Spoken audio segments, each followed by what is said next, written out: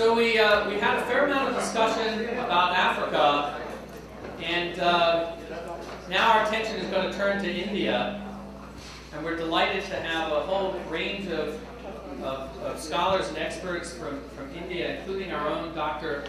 Shantaram, who is a visiting scholar in the Woodrow Wilson School, and he's going to both participate and moderate this next panel. So I'm going to turn it over to you. Thank you, Tim. That's wonderful. Let's get cracking at this session. The title of this session is What Works in Developing World? Stories about Agriculture Research and Development. That's the title. As much as I am an Indian by birth and studied in India and worked a little bit in India, I have been away for about 32 years, but I have been a frequent visitor to India and a very close observer of events that are taking place. I'm very closely plugged into the Indian agricultural research system and what happens in academia and other data. And I certainly know a lot about Indian private sector involved in agriculture and kind of R&D work and other things that goes on there. And so I can throw some my own personal insights. On top of it, I used to be an advisor to the National Agriculture Research Project funded by the World Bank to enhance the R&D capacity of India and India's agriculture and national agriculture research system, which is still ongoing. And that was a great opportunity for me to have a first-hand knowledge of the kind of issues and challenges at the ground level, the scientists and the scientific community working in that system in that country have. And it's not much different from most of other developing countries as well.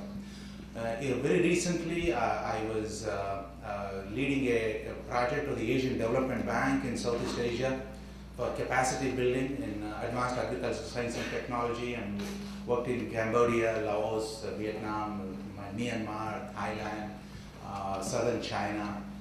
It was another very revealing experience for me to see what really is going on out there and the range of capacities that exist from one end to the other end, and the ground level realities and problems in trying to bring these countries up to par with the rest of the world in terms of doing the kind of research and development that they need in order to have a successful agriculture research system. Before I say anything further, I think the first thing I would like to do is the two other panelists are also fellow Indians. Dr. Suman Sahai, she is a scientist, geneticist, a lot of experience in agriculture. She lives and works in India, and she leads an organization called the Gene Campaign. And it is a non-governmental organization which is very heavily involved and very actively involved in agricultural policy development in India. I have to put it very broadly, and she may have certain specialized niche areas in which she works, but I think she has a very broad picture of what's happening in India, and she can share her perspective about what kind of planning and policies take place in India to promote agricultural development. And then we have Dr. P.K. Joshi. He is an associate professor from the Terry Institute, Terry University, the Energy Research Institute University, which is a relatively young university, a private university. But it's a very formidable institution. The Energy Research Institute has a worldwide recognition because of its chairman, Dr. Pachauri, who is the chairman of the IPPC, and after winning a Nobel Prize recently, he is the recipient of the Nobel Prize there at that point in time. He was not named for the Nobel Prize, but he went and received it on behalf of the IPPC.